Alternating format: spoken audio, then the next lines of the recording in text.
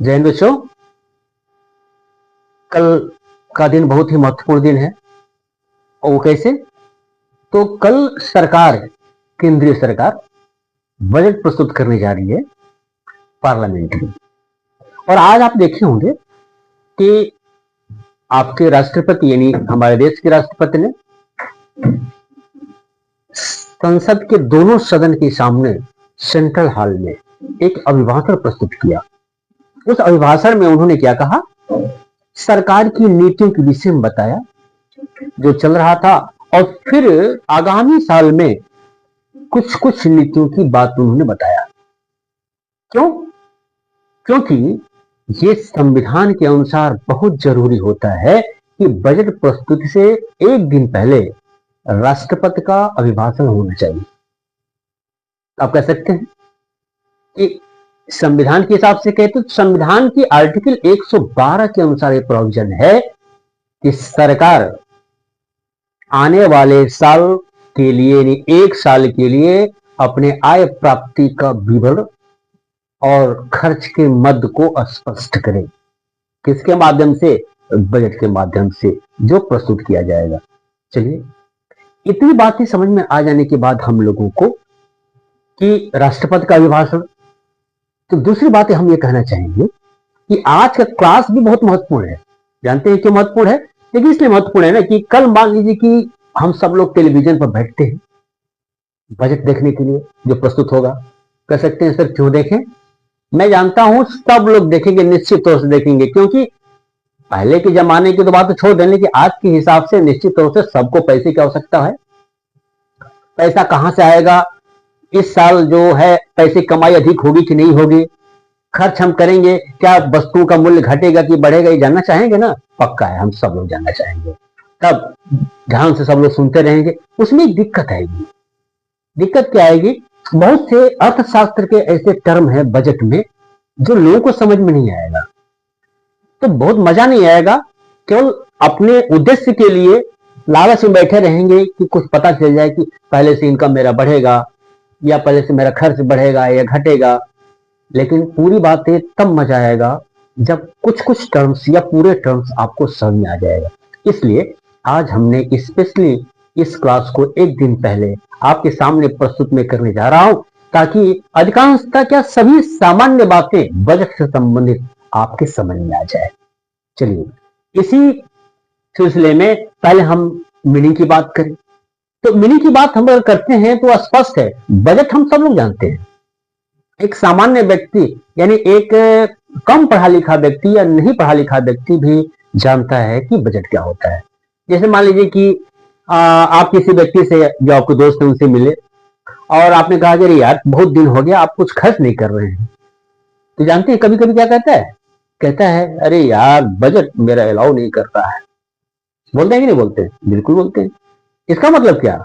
वो कहता है कि यार मेरे पॉकेट में उतना पैसा नहीं है कि हम उतना खर्च कर सकें।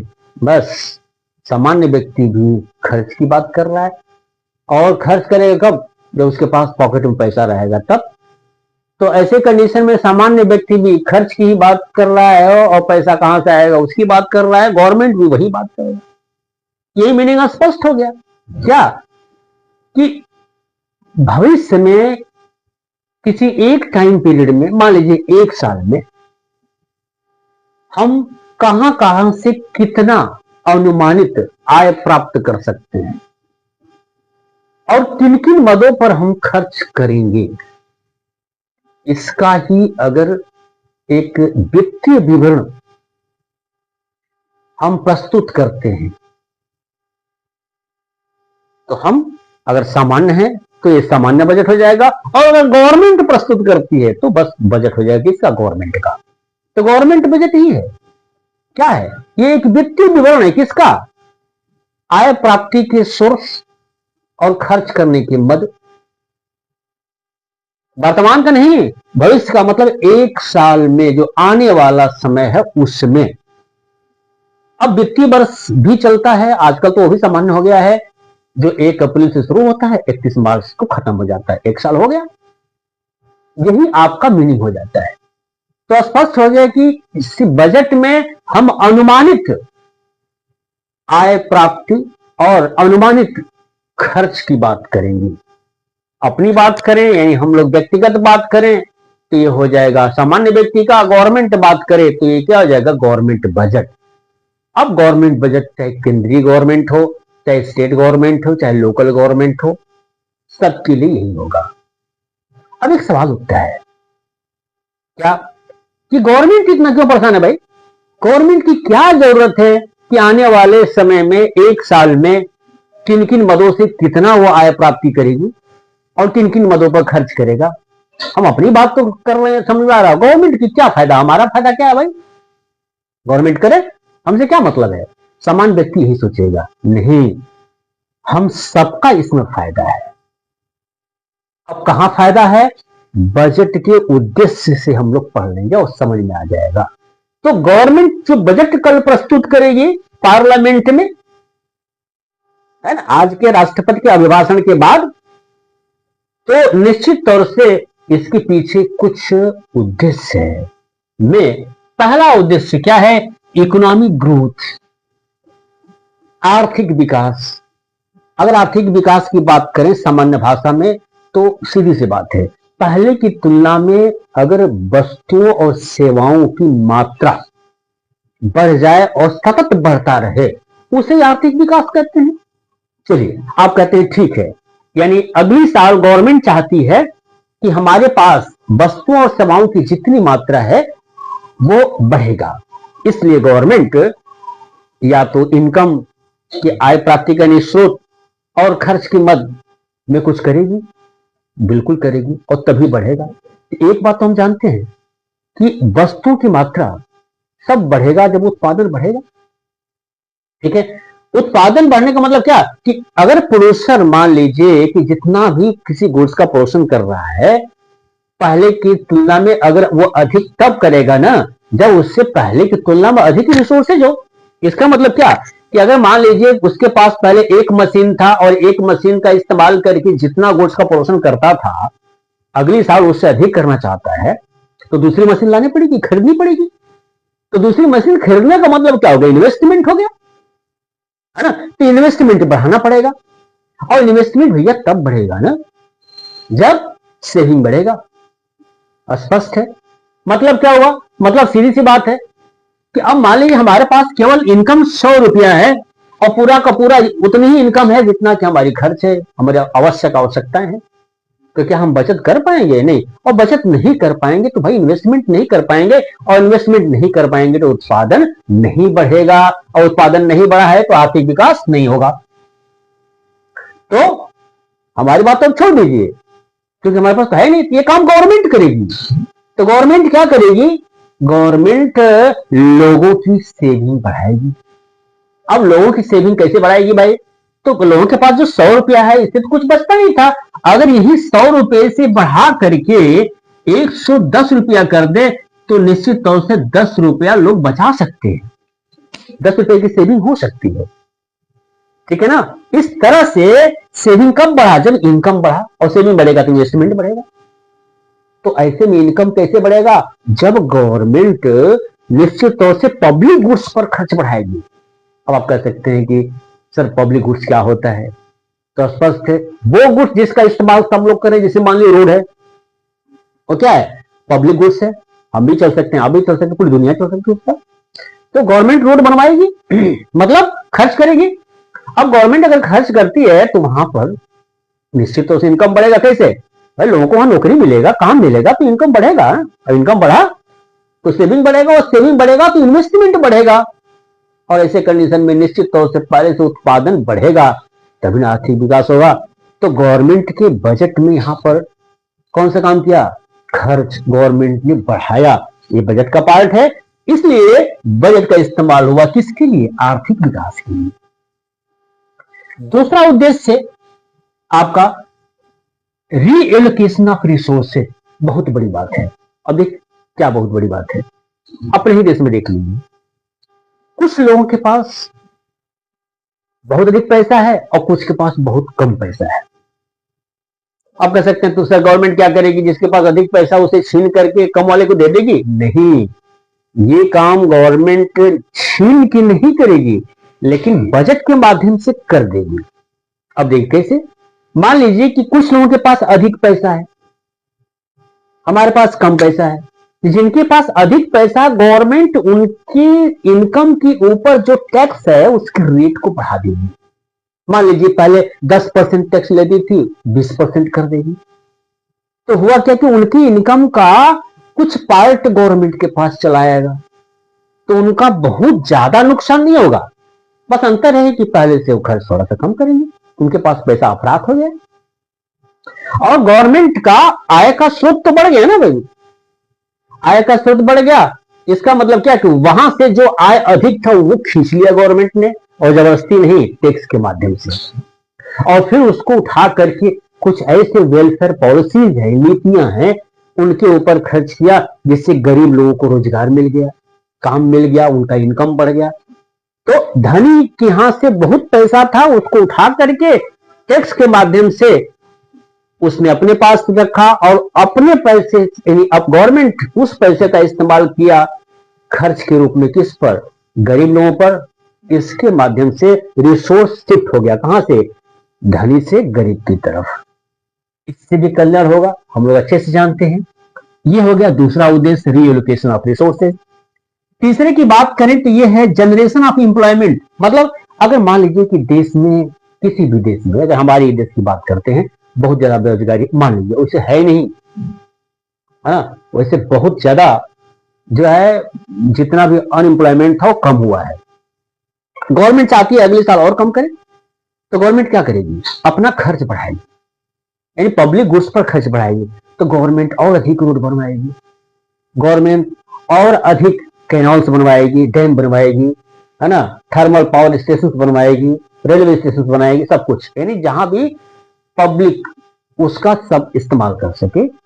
पब्लिक पार्क बनवाएगी, स्कूल बनवाएगी, हॉस्पिटल बनवाएगी। इसका मतलब उसमें रोजगार की आवश्यकता पड़ेगी ना, वहां लोगों की आवश्यकता पड़ेगी, तो अपने आप रोजगार बढ़ेगा। तो रोजगार कब बढ़ा? जब गवर्नमेंट ने खर्च बढ़ाया, और खर्च ही किसका पार्ट है? बजट का ही तो पार्ट है। इसलिए गवर्नमेंट ने बजट का इस्तेमाल करके रोजगार को बढ़ाया। नेक्स्ट वन है आपका इकोनॉमिक स्टेबिलिटी। ये बहुत बड़ी बात होती है, इकोनॉमी की स्टेबल करेगा। बजट के माध्यम से गवर्नमेंट आर्थिक स्थिरता उत्पन्न करेगी। इसका मतलब क्या कि खराब बात आर्थिक अस्थिरता होती है, अनस्टेबिलिटी होती है। वो क्या होता है?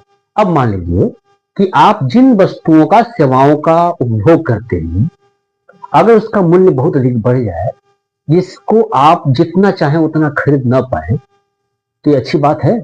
नहीं अच्छी बात। और मान लीजिए कि उत्पादक जिन वस्तुओं का उत्पादन कर रहा है, कम से कम जितना खर्च उनको उत्पादन में लगता है वो मूल्य भी ना मिल पाए, तो क्या अच्छी बात है? दोनों खराब बात है। यानी बहुत अधिक मूल्य का बढ़ना और बहुत कम मूल्य का घटना, दोनों आर्थिक अस्थिरता को पैदा करता है, जो किसी तरह से जन कल्याण के विरुद्ध है। तो गवर्नमेंट बजट का इस्तेमाल करेगी और जो अस्थिरता है उसे स्थिर कर देगी। मतलब अगर मूल्य बढ़ गया वस्तुओं का, सेवाओं का, तो ऐसे में मूल्य को कम करेगी।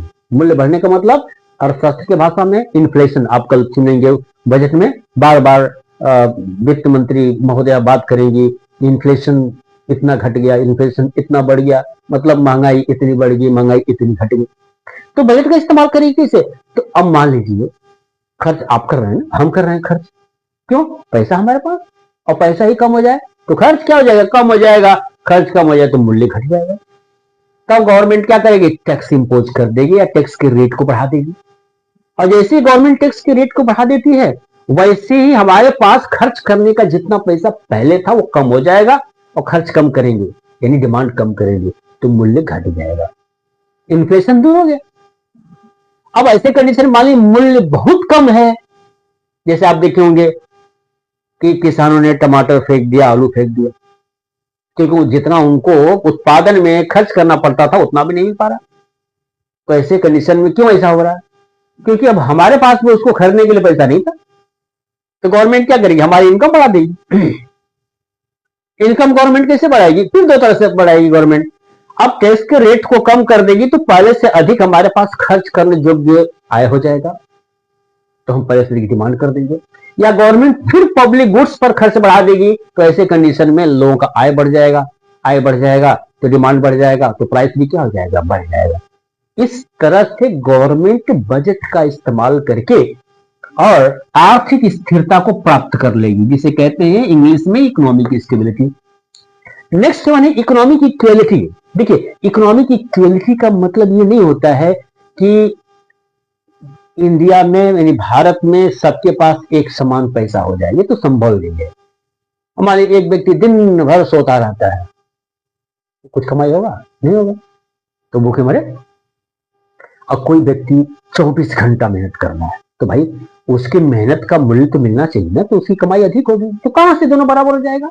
हाँ, ये हो सकता है कि दोनों के बीच का जो आय का गैप है वो कम हो सकता है, ये संभव है। और ये इसी की बात कर रहा है, यहां इकोनॉमिक इक्वलिटी का मतलब होता है, अगर एकदम मुद्दे की बात करें तो इक्विटेबल डिस्ट्रीब्यूशन ऑफ इनकम होता है। अब इसमें बजट का इस्तेमाल करेगी गवर्नमेंट और इसे प्राप्त करेगी कैसे, जहां इनकम बहुत अधिक है उसको कम करेगी, कैसे, रेट ऑफ टैक्सेज को बढ़ा करके। और जहां पर इनकम बहुत कम है, गवर्नमेंट वहां पर अपने पब्लिक गुड्स का खर्च करके उनके ऊपर उनके आय को बढ़ा देगी। बस दोनों के बीच में गैप कम हो जाएगा। अगर गैप कम हो गया तो प्राप्त हो गया। ये उद्देश्य कौन सा, इकोनॉमिक इक्वेलिटी। नेक्स्ट वन है मैनेजमेंट ऑफ पब्लिक एंटरप्राइजेस, बहुत महत्वपूर्ण है। देखिए, विद्यार्थियों के लिए तो महत्वपूर्ण है, कभी कभी क्वेश्चन इस पर आ जाता है ना, how to obtain natural monopoly by the government management on the public enterprises. चलिए एक सामान्य उदाहरण के माध्यम से हम बताने की कोशिश करते हैं। अब मान लीजिए कि आप ही के देश में जितनी भी गुड्स का प्रोडक्शन होता है उसमें सभी प्राइवेट फैक्ट्रियां हैं, सीधी सी बात है, हमारी है, आप कह सकती हैं, गवर्नमेंट कहीं नहीं है। हम लोगों का उद्देश्य क्या होता है, पैसा कमाना, खूब अधिक से अधिक प्रॉफिट कमाना। तो हम क्या करेंगे, हम मूल्य को बढ़ाते जाएंगे, एमआरपी बढ़ाते जाएंगे, पैसा खूब आता जाएगा। अब यार सोचिए, किसी देश में रहने वाले वो लोग जिनका इनकम बहुत कम है, क्या वो खरीद पाएंगे, एकदम खरीद नहीं पाएंगे। तो ऐसे कंडीशन में क्या वेलफेयर होगा, नहीं, जन कल्याण बिल्कुल नहीं होगा। गवर्नमेंट तो भाई जन कल्याण के लिए होता है ना।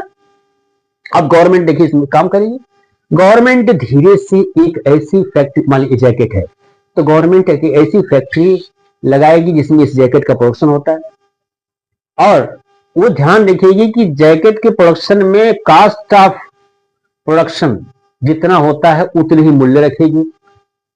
तो निश्चित तौर से मार्केट में जब ये भी जैकेट जाएगा जो गवर्नमेंट ने प्रोड्यूस किया, और फिर मार्केट में प्राइवेट जितने भी फैक्ट्रियां हैं उनका भी जाएगा, तो प्राइवेट फैक्ट्रियों की तुलना में गवर्नमेंट ने जिस जैकेट का प्रोडक्शन किया उसका मूल्य कम रहेगा। तो इस तरह का प्रोडक्शन करने वाला तमाम फैक्ट्रियों में से कितनी फैक्ट्रियां हैं, केवल एक, वो कौन है, गवर्नमेंट। एक को क्या कहते हैं, मोनोपोली। इस सेंस से मोनोपोली का क्रिएशन अपने आप हो गया, जानबूझ के नहीं हुआ, उद्देश्य तो कुछ और था लेकिन हो गया, एक मोनोपोली क्रिएशन हो गया। दूसरी बात है कि मैनेजमेंट ऑफ पब्लिक इंटरप्राइजेस क्या है, तो भाई कास्ट ऑफ प्रोडक्शन को तो कम कर दिया, लेकिन साथ ही साथ एक समस्या आ सकता है क्या, कि अगर मान लीजिए कि रॉ मटेरियल का या वेजेस इनका मूल्य बढ़ गया, तो ऐसे में क्या कास्ट ऑफ प्रोडक्शन या मूल्य वही बना रहेगा जो गवर्नमेंट ने एक बार निर्धारित किया, नहीं, और बढ़ा नहीं सकता है। बढ़ाएगा तो उद्देश्य उसका खराब हो जाएगा। तो गवर्नमेंट क्या करेगी, उस फैक्ट्री को सपोर्ट करेगी, हेल्प करेगी सब्सिडी देकर के, ताकि मूल्य न बढ़ाने पाए। इसी को हम कहते हैं क्या, मैनेजमेंट ऑफ पब्लिक एंटरप्राइजेस। इससे कल्याण हुआ ना, हाँ, किस बात का कल्याण हुआ, को गुड्स के प्राइसेस को कम करने का।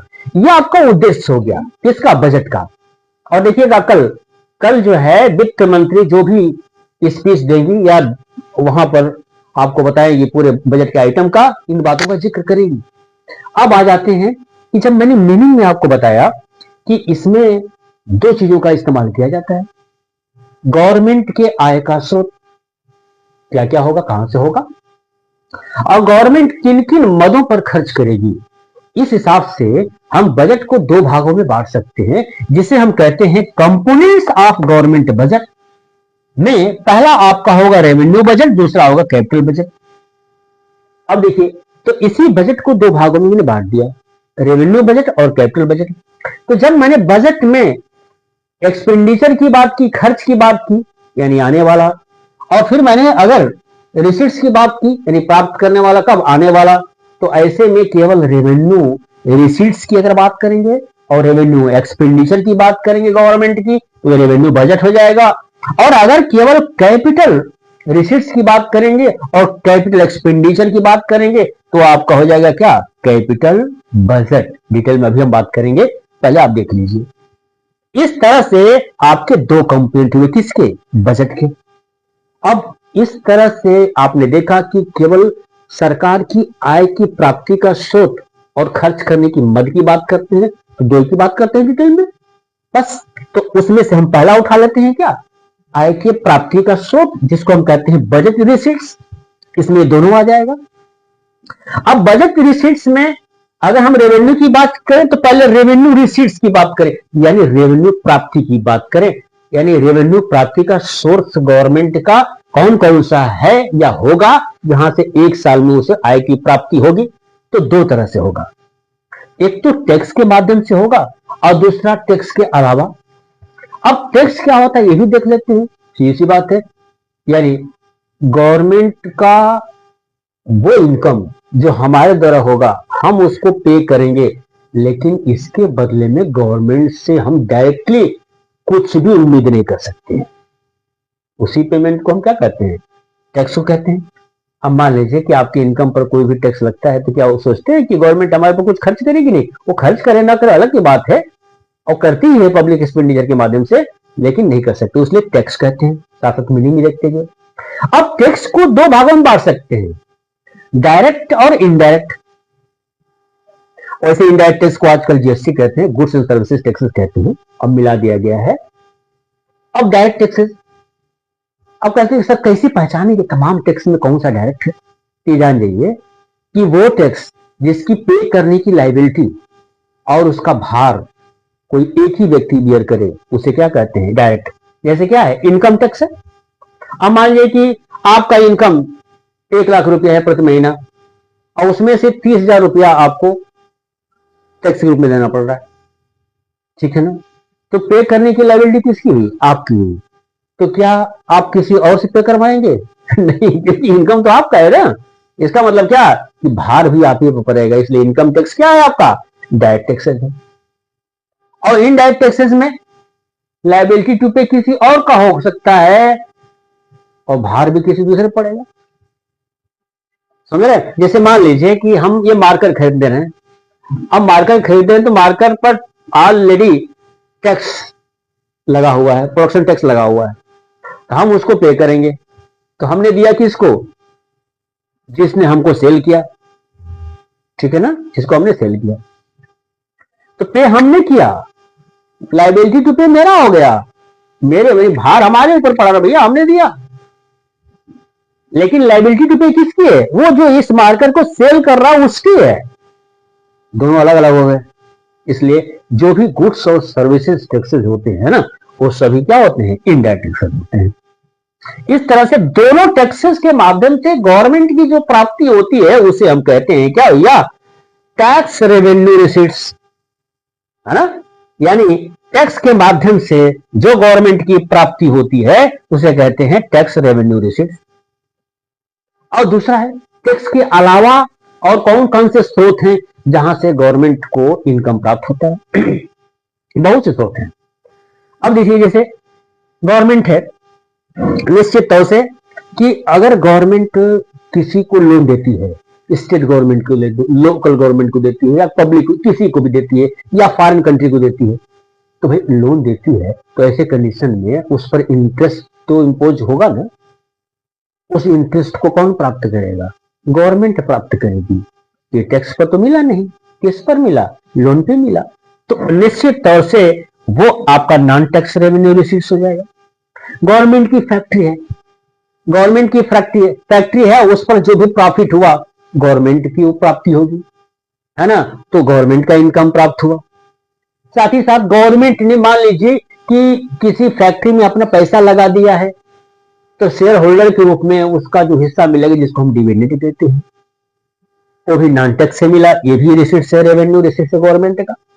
ठीक है। अब मान लीजिए स्कूल में, हॉस्पिटलों में लोग जाते हैं, बच्चे पढ़ते हैं तो फी देते हैं, हॉस्पिटल में ओपीडी में आप जाते हैं तो आप भी फी देते हैं, तो रिसिट्स किसका हुआ? गवर्नमेंट का हुआ, फी के रूप में हुआ।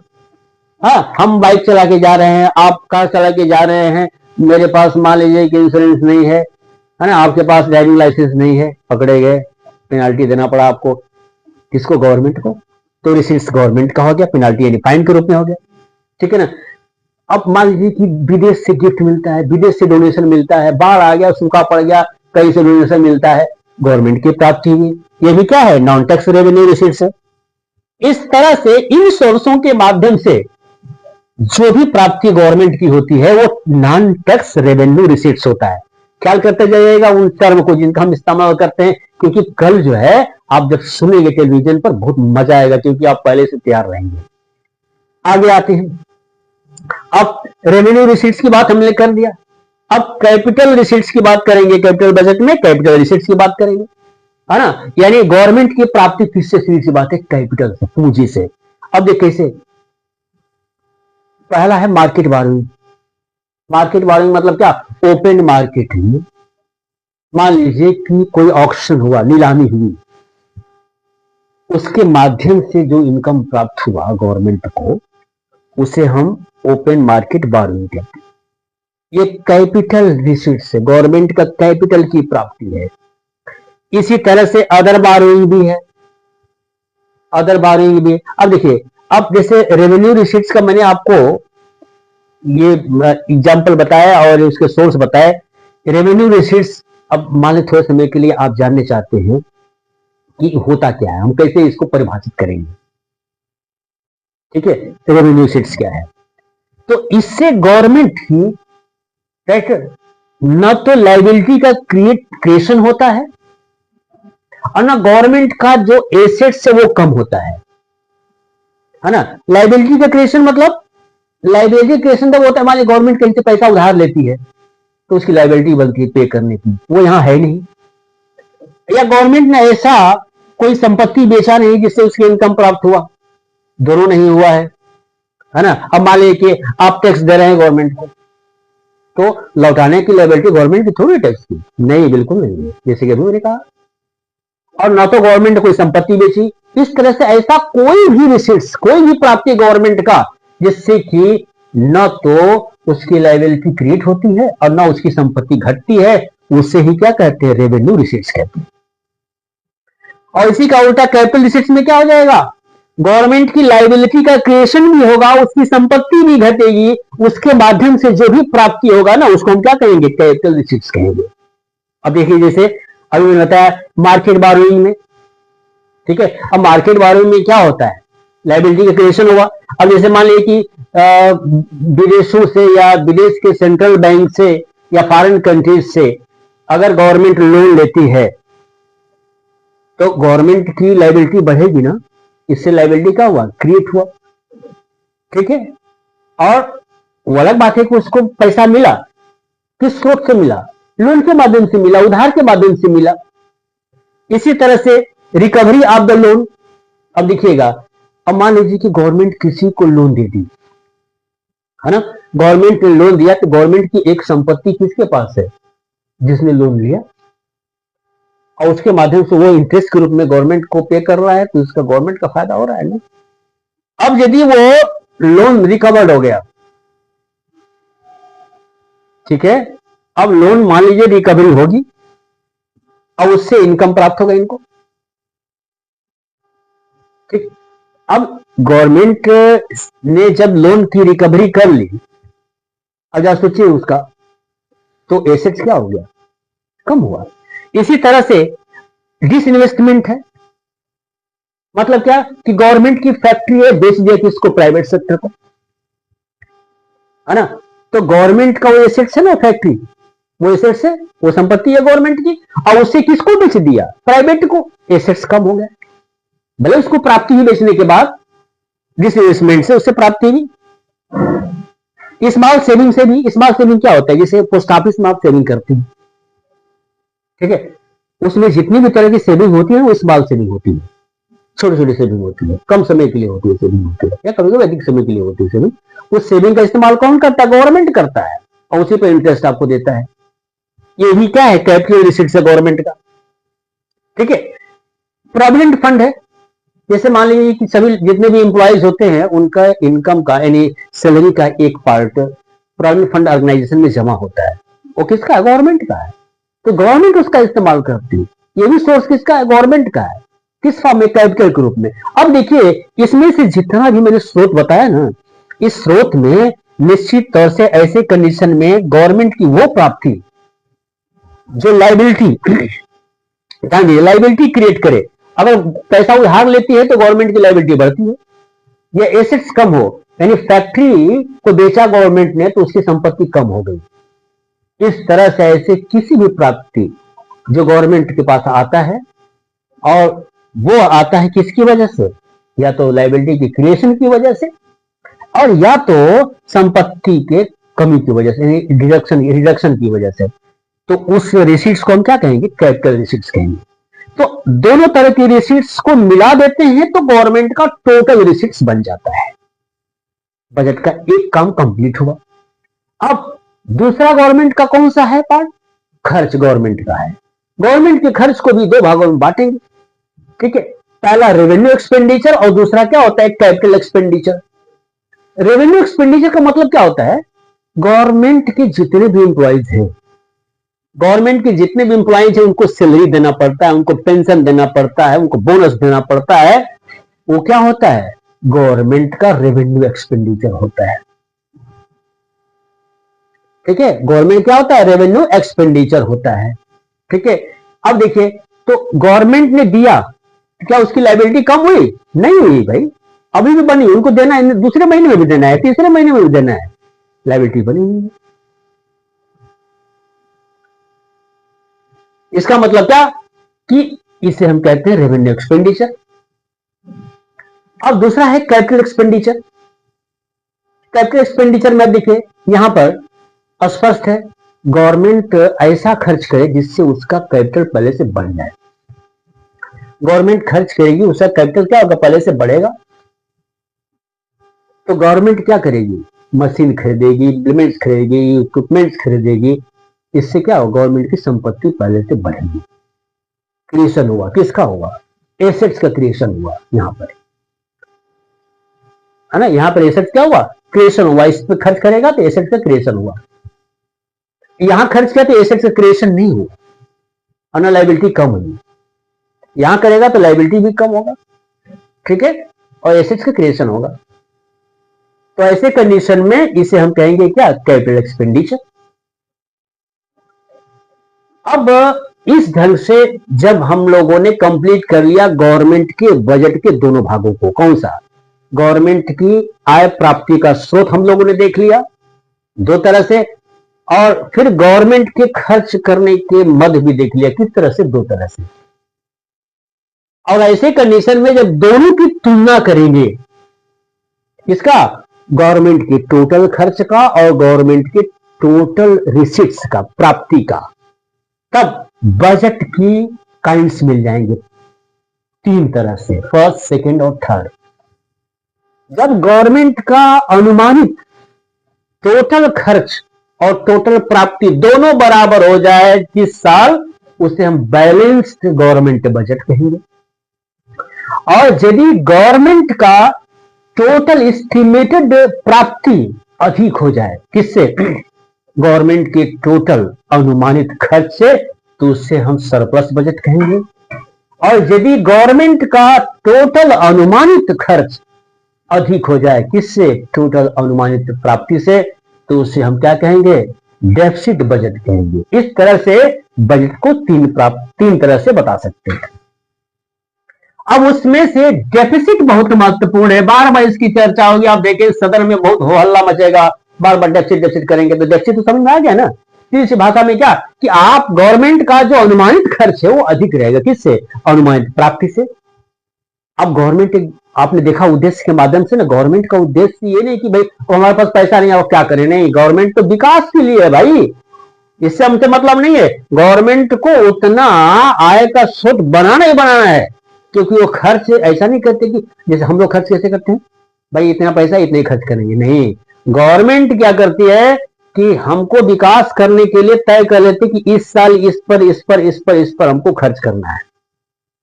अब चेक करेगी कि आय कहां कहां से मिलेगा, कितना मिलेगा, पाया कि भाई इतना तक तो मिला, इसके आगे नहीं मिला, तो इसके आगे के लिए उधार लेगी। ठीक है, इसलिए गवर्नमेंट का बजट का महत्वपूर्ण उद्देश्य होता है विकास करना, ही नहीं कि अब छोड़ दो यार पैसे नहीं है, नहीं, वो भी काम करना है, क्योंकि विकास का काम है ना गवर्नमेंट का। तो ऐसे कंडीशन में डेफिसिट को भी 3 भागों में बांट सकते हैं। में पहला होता है रेवेन्यू डेफिसिट, दूसरा होता है फिजिकल डेफिसिट और तीसरा होता है प्राइमरी डेफिसिट होता है। अगर रेवेन्यू डेफिसिट की बात करें, इसका मतलब क्या कि इससे पहले हम लोगों ने जिस रेवेन्यू रिसीट्स की और रेवेन्यू एक्सपेंडिचर की हम लोगों ने बात किया, दोनों की बात करेंगे। जब आपका टोटल रेवेन्यू एक्सपेंडिचर अनुमानित अधिक हो जाए, किससे?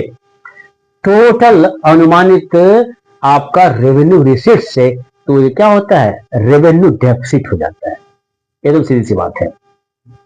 और फिजिकल डेफिसिट की अगर बात करें तो ऐसे कंडीशन में जो टोटल गवर्नमेंट का अनुमानित खर्च है ये अधिक हो जाए टोटल गवर्नमेंट की अनुमानित प्राप्ति से, और प्राप्ति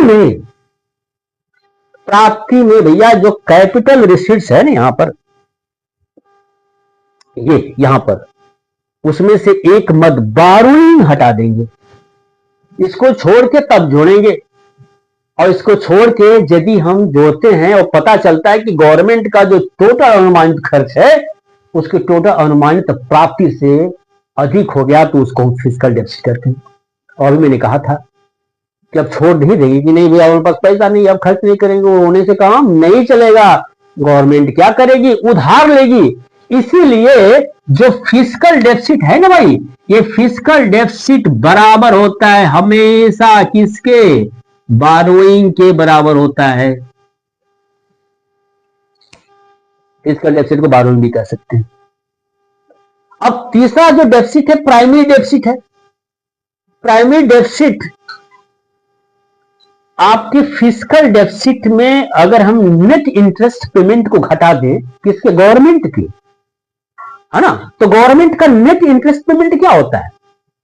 तो गवर्नमेंट का जो इंटरेस्ट पेमेंट होता है डोमेस्टिक बारोइंग पे, बाहर की नहीं, और फिर गवर्नमेंट का लोन के ऊपर जो इंटरेस्ट की प्राप्ति होती है डोमेस्टिक, यानी घर के अंदर, डोमेस्टिक टेरिटरी के अंदर, उसके गैप को नेट इंटरेस्ट पेमेंट कहते हैं। और इसी फिजिकल डेफिसिट में से जब घटा देगा ना, तो उसको हम क्या कहते हैं? प्राइमरी डेफिसिट कहते हैं। और जानते हैं इससे पता भी चलता है कि गवर्नमेंट ने जो उधार लिया है उसका कुछ फायदा हो रहा है कि नहीं हो रहा है। पता चलता है कि गवर्नमेंट ने उधार लिया, इंटरेस्ट पर इंटरेस्ट, इंटरेस्ट पर इंटरेस्ट पे करता जा रहा है, और इंटरेस्ट भरने के लिए फिर उधार ले रहा है।